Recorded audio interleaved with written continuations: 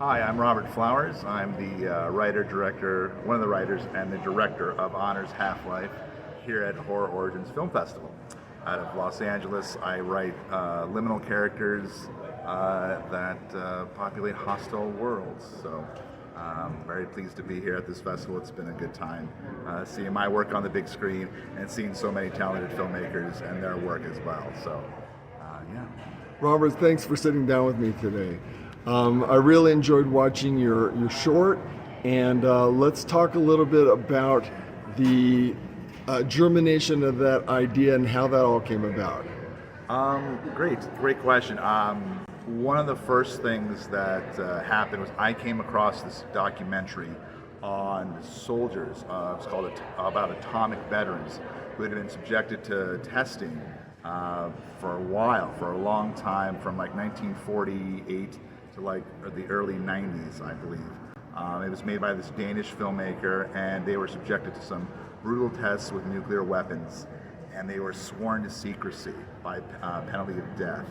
And so that was kind of the seed, the nugget that took hold. And then wanting to do a horror movie or lean into the horror genre for the first time, my co-writer Mercedes May and I kind of ruminated over the idea and how that trauma, how that experience with these soldiers, these vets who were doing their duty, how that would manifest inside them, and one of them having to take ownership of it and lead his group that was subjected the same way as he was, and kind of take care of them, but ultimately have to make the world that they live in safer because of the monsters they would become from the punishment they were subjected to in those tests. So that was like the big starting point, and then creating the familial relationship with the daughter character Grace. Being able to pull out some of the humanity that our character would still have at the beginning of the film. So that's kind of how it all started. Interesting concept, but how did it emotionally connect with your earlier life experience? Well, my father is a Vietnam vet.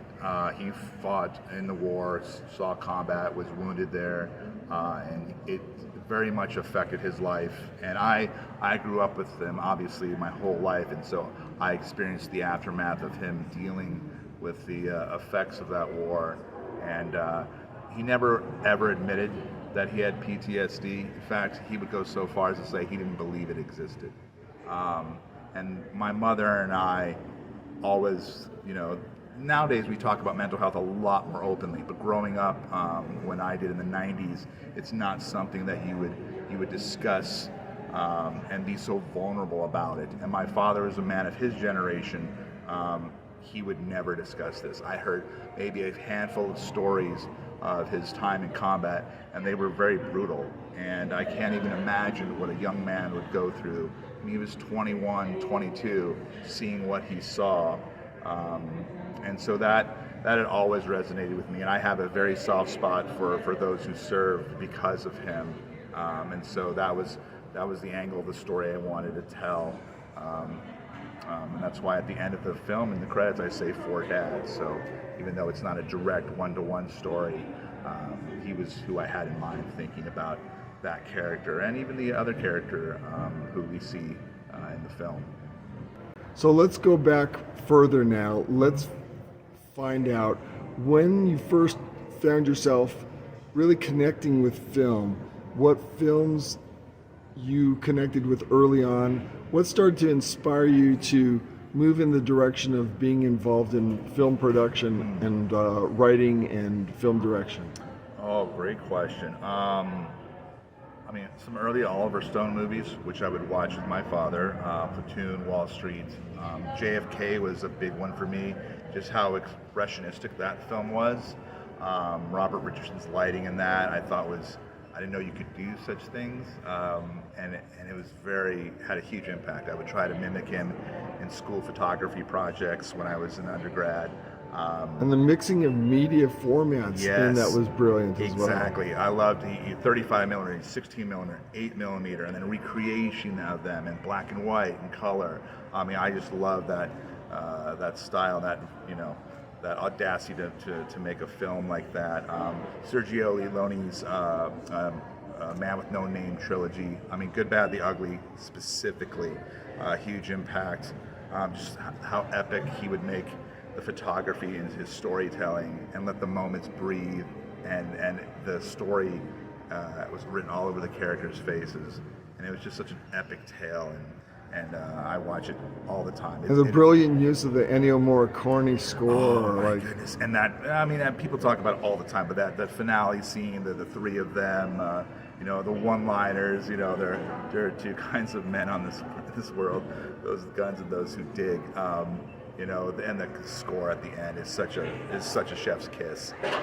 So I would revisit that all the time. And then it's not even limited to that. Like, obviously I like even more pop culture movies like Indiana Jones. I mean, The Last Crusade, and maybe that's because that's very much a father-son story too. So you could probably say there's a link somewhere in there. But it's a great adventure story, and the dynamic between the two is super compelling. Did you and your dad watch films together at all? All the time as a kid. So from the time bringing it back to horror, I watched Nightmare on Elm Street as a very young kid. My dad did not censor me. I had a lot of nightmares about Freddy Krueger in my childhood. The Thing really hit me hard. Even some goofy shit like Gremlins terrified me as a kid. Joe Dante's Gremlins. So, but we would go to the video rental store, and we would rent like 8 movies, and then over the summer we'd watch them all, and even dub them and like share them with friends and stuff. But yeah. Because I grew up in the 80s, and so that's just the thing we did. And we would go to the drive-in. I saw Back to the Future in the theater with him. I saw Rocky IV in the theater with him. So like those big movies. Where were you at that time in the 80s? I was in Phoenix, so that's where I'm from, Phoenix, Arizona. So the heat, not unlike Tucson here. Kind of like the suburbs of Phoenix that Spielberg experienced. Yes, and I learned that later in life, that he was making his Super 8 stuff in the valley there as well, which I thought was super cool and everything. And I believe that the film is called Firefly. I heard about that. I mean, back then we didn't have the internet as much, at all compared to what now. So the information wasn't there, but it was like the stuff of legend. So yeah, that was a cool thing. So you were starting to get the film bug, definitely early on. And what leaned you towards a career, and what jobs were you pursuing in between that either helped that along or kind of delayed it? Well, interesting enough, it didn't. I just loved movies so much, and me and my friends loved movies so much as a kid. We would go around and just speak in movie quotes. That would be our conversation. We'd be 13, 14, and then if we didn't know the quote, what was that from? Oh, that's from this. Oh, that's from this movie, and that's from Stand By Me or whatever. That's from True Romance, that sort of thing. But I didn't ever think of it as a career. That was just some cool, magical thing that you could experience. Didn't know how movies were made, and I just knew that was the cool thing. Like, I was purely an audience, like just love of the cinema and going to the movies with your friends, my dad, want to go on a movie on a date and everything. And then I went to school overseas my second or third year in university, my undergrad. Based on a recommendation from a friend. She had gone to the Netherlands for school, and so she's like, you should go. I did it, and it was part of an international communications program. And one of the things we got to do was make a commercial. They gave us film equipment, we had the editing software, and they sent us out, and we got to make it and show it in class. And I was like, holy crap. And I had no idea how to make anything. And so it was my first experience picking up a camera with the intent to make something and tell something with it in the visual medium. And I just fell in love with it. This is cool. Like, can you do this? I had questions about that, and they're like, yeah, this is the movies you watch. There's hundreds of technicians and people behind the scenes that make it happen, that bring it to life. And I was like, okay, well, maybe, what? I want to try that. I want to do that. And so I came back stateside. I changed my major, which was dumb, and I made it more leaning toward kind of a film thing, like communications and visual storytelling stuff. And I made the choice to apply to film school. And this is 20 years ago. So again, the education and stuff, that information that's readily available now, like on YouTube and all those resources, wasn't around then. And so this is like, oh, this is a cool avenue to go to. And then getting to school and then just living, breathing, and eating movies and making movies every day for a couple years with 20 of your classmates who have the same passion and love of movies as you do. I mean, that was a dream. That was an awesome experience, and led me to here, you know.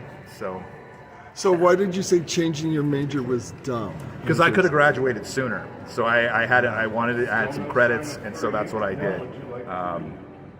Okay, so now you've gone to school, you've gotten a taste of filmmaking in the Netherlands, which must have been awesome. Yes. And so you're back in Phoenix? No, I stayed in Los Angeles right after school. Okay, Yeah. so you were on to the film career then. Exactly. So tell me about your first entry-level jobs that you started doing. I had a couple. So I would shoot corporate video all over the world, all over the country in operating rooms. So heart surgery, so blood and guts, people cracking sternums open, hard procedures. So as close as you are to me with the camera, I was that close to a beating heart on the table. And so with real blood and doctors all around me. So that was a job I've had for a while. I started out as a set electrician. So I was lighting sets on indie movies, music videos. Were you like best boy? I was just a juicer, as they would call it. Okay. And these were heavy HMI lights, run power to generators. It was backbreaking work, but it was very cool. I got to learn lighting, work with DPs, and like see how the nuts and bolts was to create an image. That's so crucial. So tell me about the 3 or 4 lessons that you learned about lighting and cinematography that have really stuck with you and helped you in crafting your short here. One major lesson: it takes time, and you need the time and the people to do it. It's not about the gear; it's about the knowledge. There's physics involved. The inverse square law, like how close the light is to a subject affects its quality of light. Like you see those lovely close-ups. It's a soft source doing that, not like a light just blasting them. So knowing where to put the light, also not being afraid of the shadows. You don't have to light the world. You just have to light what you need to see and express the moment that you're trying to express using light and shadow. So that stuff was super informative and very, very much harken back to watching JFK as a kid and being inspired by Robert Richardson's cinematography and that, which is just, again, amazing. And so I, being on set and working with those tools, I got to see how people, even way more experienced than me, worked those things and just knew how to do it, on the spot. Do you have 2 or 3 cinematographers that are among your favorites that come to mind that maybe share a quality of each that you draw inspiration from? I mean, Janusz Kaminski, Spielberg's DP. I mean, like a movie like Munich, Schindler's List, obviously. It's not even just the lighting. I mean, the camera work that he and Spielberg do is amazing. The little girl in red. Oh yes, and like little touches like that. So Roger Deakins, of course, Chivo. Children of Men is one of my favorite movies of all time. Alfonso Cuarón is one of my favorite filmmakers, and that movie is the storytelling in that and the bleakness of that and what information, how they tell a story with the full frame is masterclass. And so those are just a couple. Were you mentioning to me last night that you've been influenced by Children of Men? Yes. Tell me a little bit about that and where that's going for maybe one of your future projects? Yes, Children of Men, one of my favorites. Just that world and how they work in the world. And it's a unique place and time. And there's no spoon feeding. The exposition is so subliminal and in the frames, in the shots. I mean, just how we get into the world is a nice entry point, because it juxtaposes Clive Owen's character at the beginning when he's going into that coffee shop. He is not paying attention to the newscast that everyone else is. And so like just little nods like that, the graffiti in the background on the wall when Clive Owen's like on a bus or on a tram. all the little elements that are telling the story. Not to mention the color palette is just, that's a thing I gravitate toward, and that type of world and that grittiness and that story and that character. Like he's not involved. His mind isn't involved in what everyone is talking about. Like when Baby Diego's dead, in the lost, like he's into himself and he's not dealing with that. He and Michael Caine are, they're doing their thing, and so that was a very heavy influence for me for one of my projects that was coming up, character-wise, and just the world itself and how you get into that world and make it dramatic without bogging down your audience with like the ins and outs and the specifics of it, and, so very much a favorite and a driving force for me creatively. So let's go back to Honor's Half-Life, and so you've developed the screenplay, and it's COVID period, and you're ruminating about still doing something and getting out there. Yes. Now it's post-COVID, and you've made some connections with people Yes. but you don't really know them too well. Right. So take it from there. Right. So during COVID, around 2021, there was, we were on lockdown. You couldn't do much. Obviously, the world was shut down. There was a social media app that a bunch of me and a bunch of filmmakers from all over the world were connecting on. It was like a chat room with audio. Like we could just talk, like you and me. And I met several filmmakers on the indie side. Gavin Michael Booth, who's done a bunch of cool movies. One of them is called Scarehouse, Last Call, and Mercy's May out of Minnesota. And we would be chatting and talking about movies. Like, it all starts the conversation. Like, and then ends up with like, what are you into? I'm into this. I'm into that. Then what gear do you have? What are you shooting here? I'm doing a music video with this camera. Well, I have this thing. You guys heard about this idea or this movie? And that went on for about several months, and those conversations turned into conversations about actually making something. And it's like, we're coming out of the pandemic, hopefully opening up, and getting out of our living quarters, and like the idea of just, all right, now it's time to make some stuff. Can we go make some stuff? And one of the offers was to come to Canada, like, we'll run of the town, be able to get some locations, no one will bother us. And maybe it was just me wanting to get out. I was like, hell yeah, let's do that. And again, this was just the filmmaking brotherhood of people wanting to make stuff and coming together to do it. And I went up north and we shot in October of 2022. And I didn't know anybody. Did you have any misgivings about doing it, not knowing the crew that you were assembling with? I think my enthusiasm goes a long way in this. Like when I mentioned before, there's a will to do it that I think comes in handy. And my only misgiving was probably on the ride there, where it dawned on me that I didn't know any of these people. I mean, they could have just murdered me and left me for dead in the Detroit River.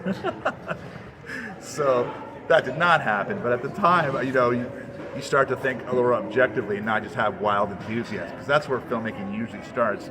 Wild enthusiasm, how I'm going to put this story together on screen and make it, and so that was a prevailing force, and so I didn't let those other thoughts get to me at all. Then when we landed, it was just go time, and it couldn't have been better, working with everyone.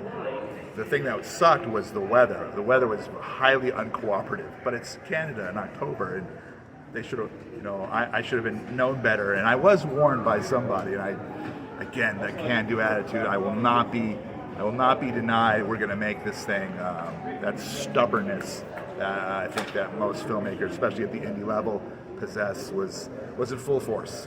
So you shot in southwestern Ontario, right? Yes, across the Detroit River in the town of Windsor. All right, so you principally shot outside Windsor. So take me day by day through, what was it, a 4-day shoot? Yes, it was.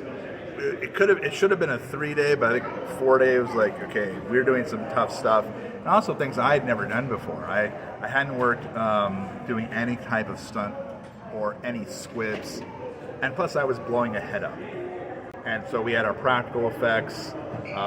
We had the latex for one of our characters.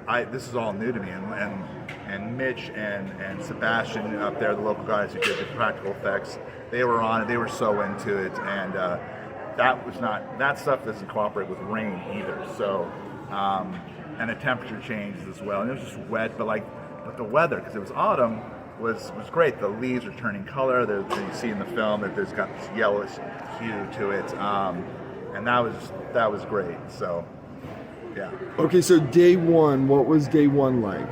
Day one, we fell behind schedule right away, I think, because there was a wardrobe issue, so they had to go back, so we were behind, and then we had to play catch up, and then we're like, well, we better get as much as we can, and so we actually made our day and got more on day one, just because my AD Gavin, who's also the producer on it too, kind of pushed us to do that, and it was, first days are hard, especially when you don't know the crew, and me, I'm like, I don't know anybody, don't know working stylists yet, and also let's be honest, there is a little bit of nerves going on too. So couple that with mishaps, a wardrobe malfunction or the dialogue not being captured right, because we are outside and it is cold and any little thing, and that's the thing with production. There are all the little things that can kind of slow you down by a minute here or a minute there, but you do that on each setup, that equates to a good amount of time, and that can set you back. And on the first day, your first days are typically your least efficient days. So, but we did well. Were you able to review footage as you went along, or at the end of the day, or did you have dailies the next morning? Early on, but I also don't sleep during production because of nerves. I have dreams about the shoot, so I'll wake up thinking we've shot stuff when we haven't. That was just me dreaming it, and then revisiting the footage when I can. Is good, but you need to get sleep, and so I did that the first couple nights. But these are long days, and a glass of bourbon, going over footage. I'd also play the movie Sicario, which is one of my big influences for this, before bedtime. Listen to Johan Johansson's score, which is one of my favorites. So yeah, it's like film camp, especially on location like that, and so. What kind of camera did you use, and talk about your sound design and ideas as you were going through it as well? We used the red Komodo, several of them on some occasion for the head explosion. We had 3 position, and I think we even used my iPhone just as one different angle. But yeah, mostly it was the red, the entire shoot. And then sound stuff, Caesar, who's our post sound guy, he was doing like Foley shit. He went out. He's based in Minnesota. He went out and did some leaf stuff, and him and Mercy's together really crafted the post sound environment, and went way above and beyond to give it that feel, which is really cool. They told us they needed to know how far our bodies could be pushed. What did they do to you? Nothing anyone would believe. Does Mom know? We gotta move. Get close.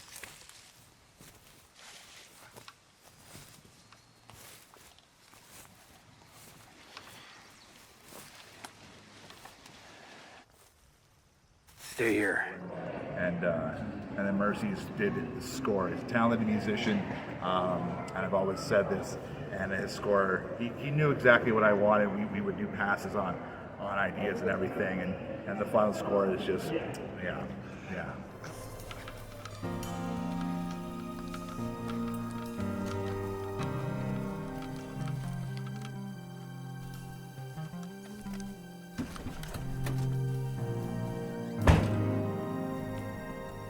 How were you able to get the house location, and what was it like shooting in there? Did you have any surprises? I'm trying to think of surprise. I think one of the doors there was an issue, but that house is just there, and we got it for free. And so my, art team set it up, and we kind of had run of the place, and so we were able to use that. The ceilings were extremely low down there, and there were moments where I thought I was going to knock myself out on the ceiling, but yeah, no, it had the right amount of creepy, and then my DPs, and Gaffer were able to light it in such a way to give it extra mood. And then again, the dead bodies in the basement, Mitch and Sebastian, the twins, they called it. That work was great, and with the smoke elements, I think just really added. Really effective, very effective. Yeah. And then the film starts going out towards a meadow, and you have that beautiful meadow shot, and then you're quickly into the woods. Talk to me about the shooting of that, and the film starts to include a third character. Right, so that's when we get to our Roy character, who has the prosthetics, and he's our man who's really suffering from the radiation from the nuclear testing that we hint at. I told him the story while we were camping one time. Kind of a scary story to tell a kid, isn't it? It was supposed to be. I was trying to save him from untoward thoughts of serving God and country. But he didn't even flinch. And shooting in that spot was the tough part, because we were clearly exposed to the elements. It was windy, rainy, and then muddy too in some spots, which I wasn't expecting. And then also the other thing to keep in mind is if the scene's taking place in muddy forest, your crew is also there too, so they're going to move slower too. And then when you have to move from spot to spot, everything slows down just a little bit. And every minute has a butterfly effect for the rest of the shoot.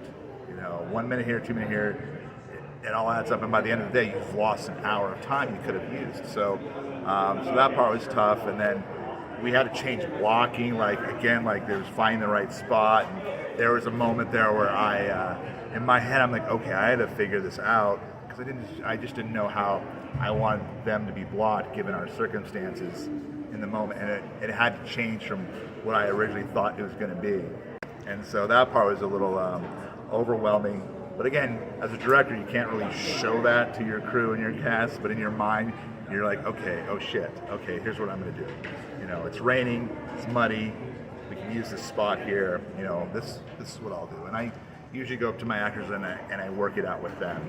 I feel like you huddle up with your talent and you kind of build this bubble with you and them and the outside world, and then you guys can get to work and execute. How many setups a day were you able to get through, and how many takes generally were you allowing yourself as you went along? Probably three to four takes, depending on what the shot was. Some probably less. The amount of setups per day. I know the first day we shot a lot. Day 4, we were doing the truck stuff, so the stuff you see at the beginning, and getting a camera, rigging it to that truck, which we also got for free, and had its own quirk to it to get it started, which is a challenge in and of itself that had to be figured out on each take.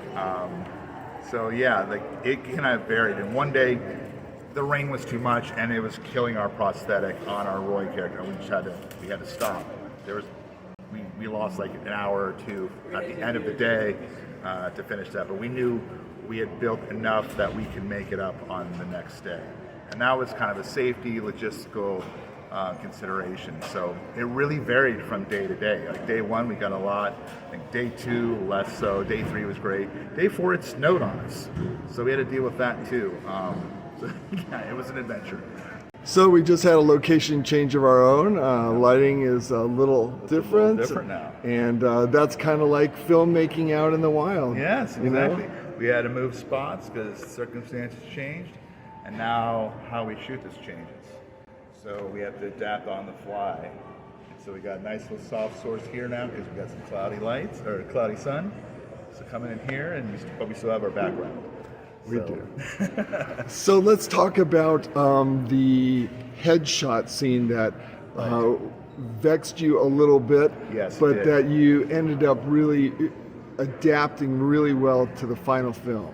Yeah, and Mitch and Sebastian built all the head and had the brain stuff, and we had the blood and the air pressure going in for the thing. An inspiration was scanners, but I would later learn that they had mentioned too that they kind of do an explosion, kind of, that, and that wasn't exactly what I was going for, but it was kind of in that vein. And so he's like, oh, we can do it this way. And so on the day, and we had all the cameras up and everything, and it was super cool, and it worked to a degree, but not 100% in how we wanted the shot to form. And so I had to do a thing where, like, okay, I'll bring in visual effects for this shot, because we were going to have that with the other stuff, with the radiation and the eyes and everything. But now it's like, okay, we'll do that with this too, and maybe I can have my cake and eat it too by having my practical stuff and just add the digital stuff to enhance what was already there. And and our VFX guy, Price, he was great. He's like, oh yeah, I can totally do that. You know, I had the elements there, everything was there, and he's like, this is cool, like, no problem. And like me, this is my first foray to visual effects. There are a lot of firsts for me in this movie, like dealing with any sort of stunt like that, squibs, all the blood. I mean, I think he got more blood on me than one of my characters for one of the shots. And visual effects. These are all first time. So You mentioned a funny story to me about the aftermath of that shot where you got blood on yourself, and then yes, there's a squib that one of the squib shots did not go as planned, and it got me and my crew more than in the frame, and so I had blood all over me and my hoodie, and it looked like I had murdered someone, with a violent blow or something. But it was. Were you walking through Windsor? I think I was at one point, and then I realized, I have, and I was wearing a white hood, and so their blood was clearly, it's clearly not ketchup. So yeah, that was funny. Yeah, and again with the practical stuff, like it's a gamble. Like the time to do a reset, really isn't there because we have such an aggressive schedule. So like when we were in the editing room, I think that was one of the debates we had. Was like, okay, we could do this or we could do that. So we could lose this and apply it. There was a way to cut and make that still be in the scene, but just not as graphic as we had intended or how it ended up, as you saw. And so there's a little like just mulling it over what to do, and then finally landing, okay, I'm going to consult with some VFX friends, who can better discuss this. And they were highly optimistic and like, no, I think we can do this. We can keep both, and you won't lose the practical stuff. And so I'm like, okay. That will work, and and then at the end of the day, there's the idealized version that you saw like 100%, and sometimes you're just not going to get to that, especially at the indie level, like 90% of the way, like it becomes its own thing. There's the movie in your head, the movie you shoot, and there's the movie you edit. So those are the stages of the process, and that doesn't really change.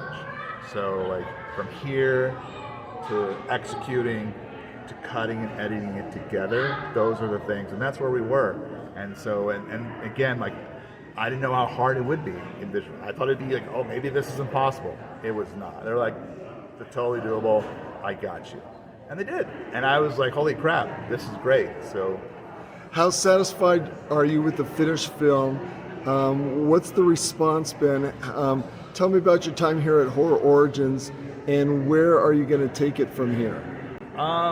HorrOrigins is one of the first film festivals it's gotten into, and so that's one reason why I wanted to come out here. I'd heard about this film festival, HorrOrigins, from my friend Jed Shepard, who had been here the previous year. And he's like a big filmmaker in the UK, and horror especially.